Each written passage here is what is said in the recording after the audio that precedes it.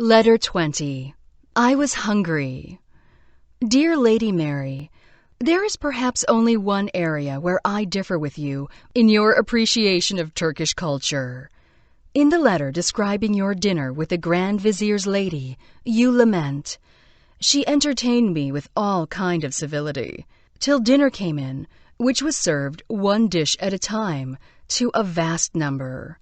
I am a good judge of their eating, having lived 3 weeks in the house of an effendi at Belgrade, who gave us very magnificent dinners, dressed by his own cooks, which the first week pleased me extremely, but I own I then began to grow weary of it, and desired our own cook might add a dish or two after our manner.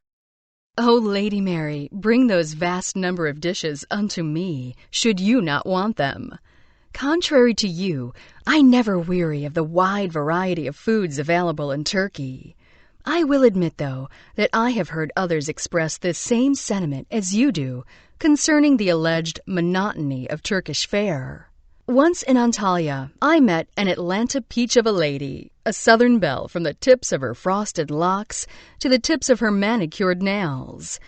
In her accent, thick as sweet tea, she bemoaned, "Tomaters, tomaters, tomaters. I am just sick of 'em.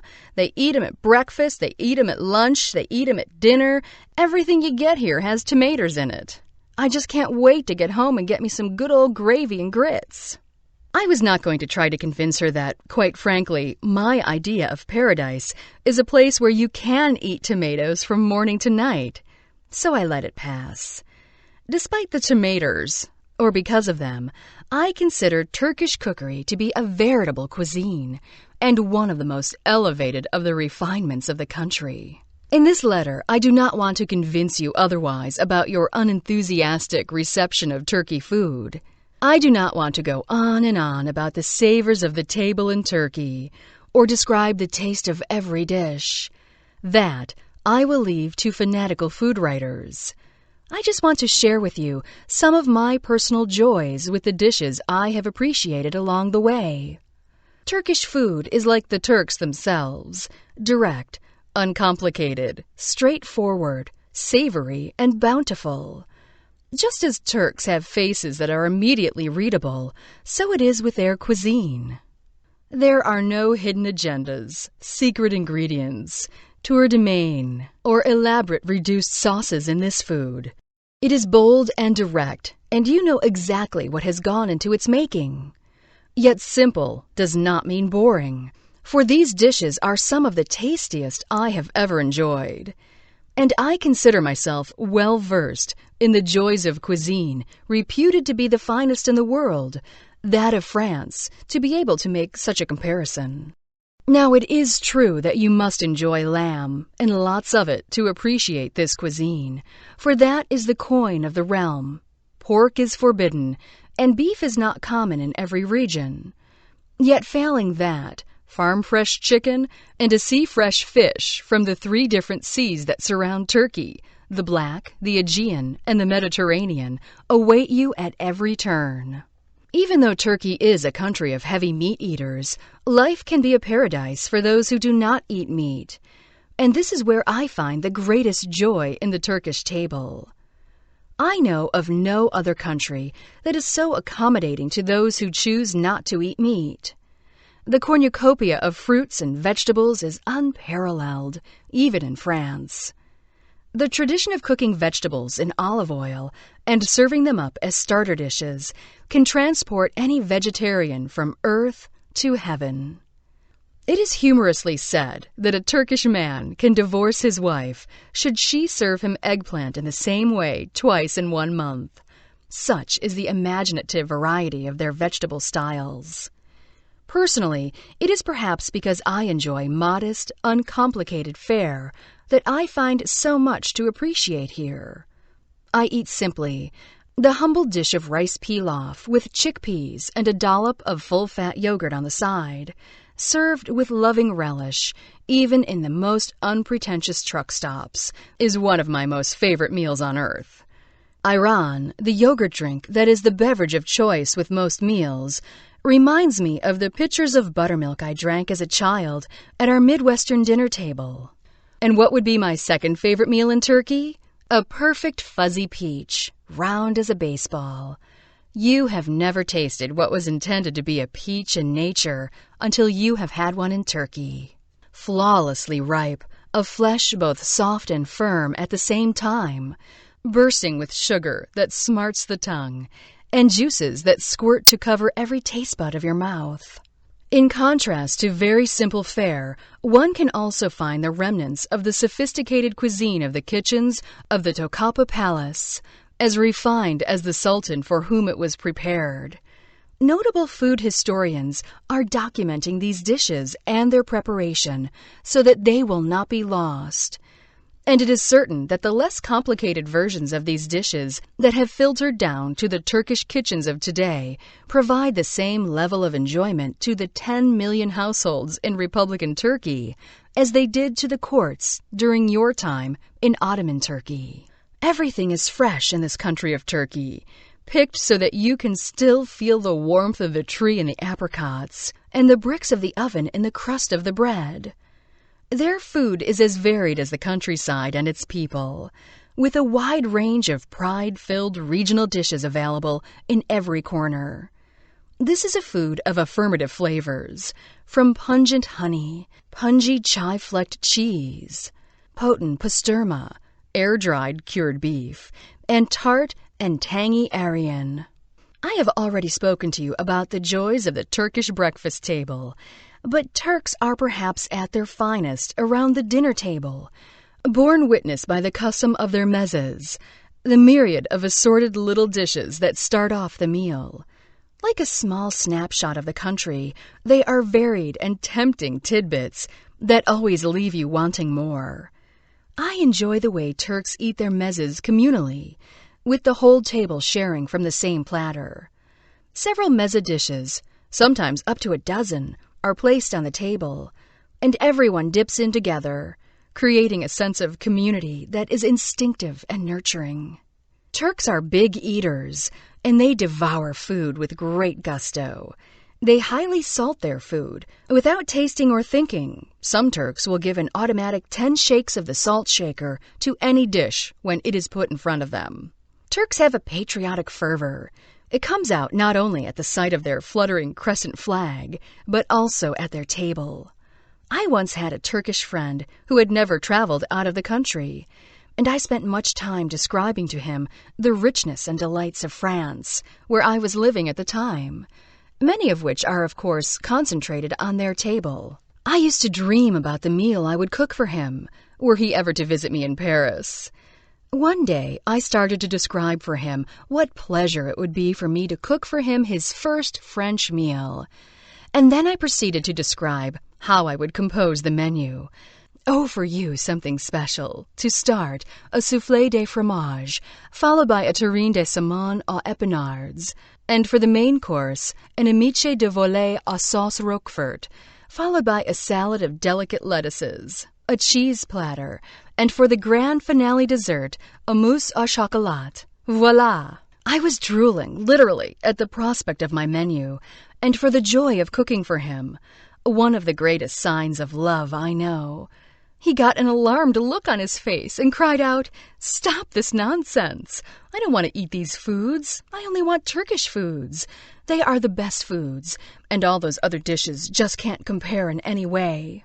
Such was my painful lesson that certain Turks have little curiosity about the foods of other cultures and consider their tables sacred, and that, well, a man with no desire to have me cook a French meal for him was certainly not to be pursued. So it would appear that a poulet à la crème cannot win out over a kebab, and in this case, a love story ended over Turkish food. It is said that the greatest natural resource of Turkey is its capacity to feed itself, and that it does not need to rely on any food imports, a reserve that in the end may prove more vital than petrochemicals or coal. More than that, food allows the Turks a persuasive way to show off their famed hospitality. You described, Lady Mary, the service of dinner during your visit to Lady Hafisa. She gave me a dinner of 50 dishes of meat, which, after their fashion, was placed on the table but one at a time. Even today, those dishes just keep coming out, one at a time.